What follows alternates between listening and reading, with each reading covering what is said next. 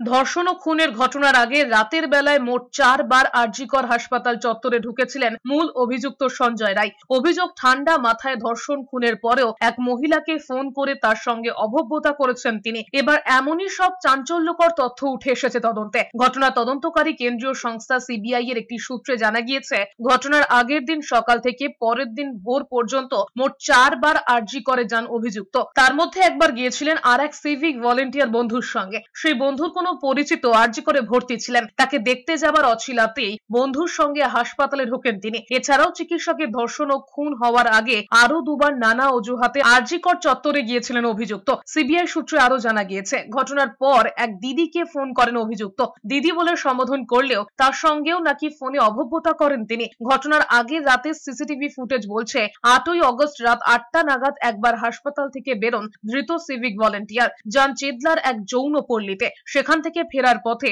শম্ভুনাথ পণ্ডিত স্ট্রিটে আরো একটি মেয়েকে উত্ত্যক্ত করেন তিনি।